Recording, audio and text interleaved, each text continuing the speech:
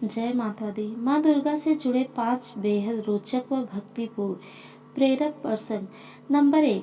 पुरातन काल में दुर्गम नाम का एक अत्यंत बलशाली दैत्य हुआ करता था। उसने ब्रह्मा जी को प्रसन्न करके समस्त वेदों को अपने अधीन कर लिया, जिस कारण सारे देवगण का बल क्षीण हो गया।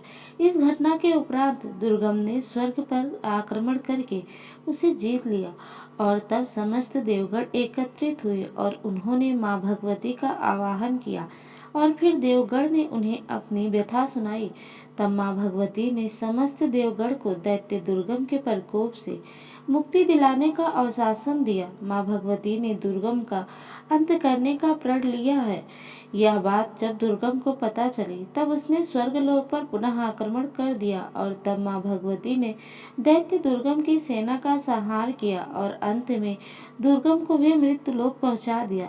माँ भगवती ने दुर्गम के साथ जब अंतिम युद्ध किया तब उन्होंने भुवनेश्वरी, काली, तारा, छिन्नमस्ता, भैरवी, बंगला तथा दूसरी अन्य महाशक्तियों का आवाहन करके उनकी सहायता से दुर्गम को पराजित किया था। इस भीषण युद्ध में विकट दैत्य दुर्गम को पराजित करके उसका वध करने पर माँ भगवती दुर्गा नाम से प्रख्यात हुई थी।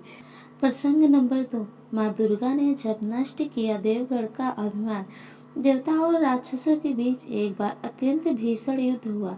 रक्त से सराबोर इस लड़ाई में अंततः देवगढ़ विजयी हुए। जीत की मदद में देवगढ़ अभिमान और घमंड से भर गए तथा स्वयं को सर्वोत्तम मानने लगे। देवताओं के इस मिथ्या अभिमान को नष्ट करने हेतु माँ दुर्गा ने तेज पुंज का रूप धारण किया और फिर देवताओं के समक्ष प्रकट हुई। तेज पुंज विराट स्वरूप देखकर समस्त देवगण भयभीत हो उठे और तब सभी देवताओं के राजा इंद्र ने वरुण देव को तेजपुंज का रहस्य जानने के लिए आगे भेजा। तेजपुंज के सामने जाकर वरुण देव अपनी शक्तियों का बखान करने लगे और तेजपुंज से उसका परिचय मांगने लगे।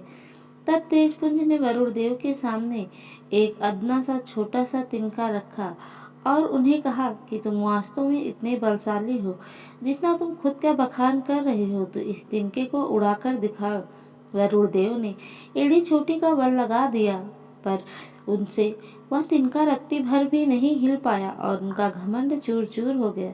अंत में वह वापस लौटे और उन्होंने वह वास्तविकता इंद्रदेव से कही। इंद्रदेव ने फिर अग्निदेव को भेजा। तेजपुंज ने अग्निदेव से कहा कि अपने बल और पराक्रम से इस तिनके को भस्म करके बताइए। अग्निदेव ने भी इस कार्य को पार लगाने में अपनी समस्त शक्तियां झोंक दी पर कुछ भी नहीं कर पाए। अंत में वह भी सिर झुकाए इंद्रदेव के पास लौट गए। इस तरह एक एक करके समस्त देवता तेजपुंज की चुनौती से परास्त हुए।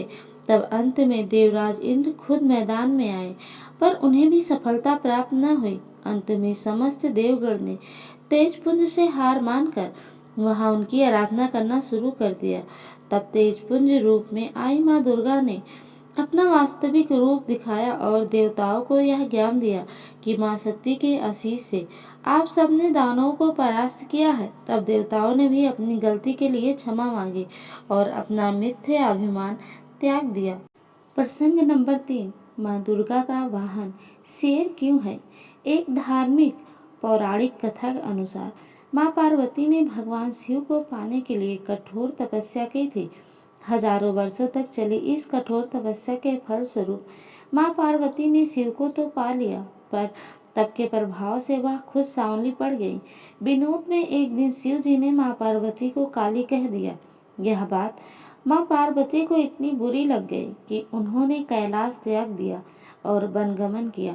वन में जाकर उन्होंने घोर तपस्या की। उनकी इस कठिन तपस्या के दौरान वहां एक भूखा शेर उनका भक्षण करने के इरादे से आ चढ़ा, लेकिन तपस्या में लीन माँ पार्वती को देखकर वह शेर चमत्कारिक रूप से वहीं रुक गया और माँ पार्वती के सामने बैठ गया और उन्हें निहारता रहा।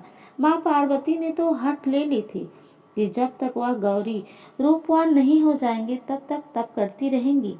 शेर भी भूखा प्यासा उनके सामने बरसों तक बैठा रहा। अंत में शिव जी प्रकट हुए और माँ पार्वती को गौरी होने का वरदान देकर अंतर ध्यान हो गए। इस प्रसंग के बाद पार्वती माँ गंगा स्नान करने गई। तब उनके अंदर से एक और देवी प्रकट हुई और माँ पार्वती गौरी बन गई और उनका नाम इसलिए गौरी पड़ा। और दूसरी देवी जिनका स्वरूप श्याम था उन्हें कौशिकी नाम से जाना गया। स्नान संपन्न करने के उपरांत जब माँ पार्वती गौरी वापस लौट रही थी तब उन्होंने देखा कि वहाँ एक शेर बैठा है जो उनकी ओर बड़े ध्यान से देखे जा रहा है। शेर एक मांसाहारी पशु होने के बावजूद उसने माँ पर हमला नहीं किया था। यह बात माँ पार्वती को आश्चर्यजनक लगी। फिर उन्हें अपनी दिव्य शक्ति से यह भास हुआ कि वह शेर तो तपस्या के दौरान भी उनके साथ वहीं पर बैठा था। और तब माँ पार्वती ने उस शेर को आशीष देकर अपना वाहन बना लिया। प्रसंग नंबर 4। माँ दुर्गा ने किया प्रचंड पराक्रमी असुर महिषासुर का संहार। अत्याचारी असुरों का नाश करने हेतु माँ भगवती ने कई अवतार लिए हैं। असुर महिषासुर का वध करने के लिए शक्ति माँ ने दुर्गा का अवतार लिया था। एक धार्मिक कथा के अनुसार महिषासुर ने अपने बल और पराक्रम से स्वर्गलोक देवताओं से छीन लिया था। तब सारे देवता मिलकर विष्णु भगवान एवं शंकर से सहाय मांगने उनके समक्ष गए। पूरी बात जानकर भगवान विष्णु एवं शंकर भगवान क्रोधित हो उठे और तब उन सभी के मुख से दिव्य तेज पुंज प्रकट हुआ, जिस तेज से एक नारी का सृजन हुआ जिन्हें दुर्गा कहा गया। भगवान शिव के तेज से मुख बना, यमराज के तेज से केश बने, भगवान विष्णु के तेज से भुजाएं बनी, चंद्रमा के तेज से वक्षस्थल की रचना हुई, सूर्य देव के तेज से पैरों की उंगलियों की रचना हुई, कुबेर देव के तेज से नाक की रचना हुई, प्रजापति देव के तेज से दांत बने, अग्निदेव के तेज से तीनों नेत्र की रचना हुई, संध्या के तेज से भ्रिकुटी बनी, वायुदेव के तेज से कानों की उत्पत्ति हुई। दुर्गा माँ के दिव्य रूप के सर्जन करने के बाद देवगण ने उन्हें इन शस्त्रों से सुशोभित किया। भगवान विष्णु ने सुदर्शन चक्र दिया, भगवान शंकर ने त्रिशूल दिया, अग्निदेव ने अपनी प्रचंड शक्ति प्रदान की, वरुण देव ने शंख भेंट किया, इंद्रदेव ने वज्र और घंटा अर्पण किया, पवन देव ने धनुष बाण दिए, यमराज ने कालदंड अर्पण किया, प्रजापति दक्ष ने स्फटिक माला अर्पण की, भगवान ब्रह्मा ने कमंडल दिया, सूर्यदेव ने असीम तेज प्रदान किया, सरोवर ने कभी न मुरझाने वाली कमल की माला प्रदान की, पर्वतराज हिमालय ने सवारी करने के लिए शक्तिशाली सिंह भेंट किया, कुबेर देव ने मधु से भरा एक दिव्य पात्र दिया, समुद्र देव ने माँ दुर्गा को एक उज्जवल हार, 2 दिव्य वस्त्र और एक दिव्य चूड़ामणि, 2 कुंडल, 2 कड़े, अर्धचंद्र, एक सुंदर हंसली एवं अंगुलियों में पहनने के लिए रत्न जड़ित अंगूठियां दी। शस्त्रों से सुसज्जित माँ दुर्गा ने असुर महिषासुर से भीषण युद्ध किया और उसे परास्त करके उसका वध कर दिया। उसके पश्चात दुर्गा माँ ने स्वर्गलोक पुनः देवताओं को सौंप दिया। बलशाली असुर महिषासुर का हरण करने के बाद दुर्गा महिषासुर मर्दनी नाम से प्रसिद्ध हुई। प्रसंग नंबर 5। रामायण से जुड़ी दुर्गा माँ की कथा। भगवान राम जो अपनी भार्या सीता और भाई लक्ष्मण के साथ अपना वनवास काट रहे थे, तब लंका नगरी के राक्षस राजा रावण ने देवी सीता का छल से हरण किया था और वह उन्हें बंदी बनाकर जबरन समुद्र पार लंका नगरी ले गया था। माँ सीता को मुक्त कराने श्री राम लक्ष्मण हनुमान जामवंत विभीषण और अपने मित्र सुग्रीव तथा उसकी सेना सहित समुद्र तट पर पहुंचे थे ताकि समुद्र पार करके रावण से युद्ध करके देवी सीता को मुक्त कराया जा सके।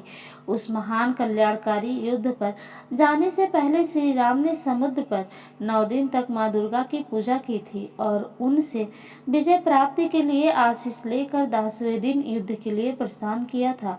दुर्गा माता के आशीर्वाद से श्री राम ने रावण को परास्त करके यमलोक भेज दिया और देवी सीता को लंका से बंधन मुक्त कराया। कहानी अच्छी लगी हो तो लाइक शेयर सब्सक्राइब करना ना भूलें। आप सबका बहुत बहुत धन्यवाद।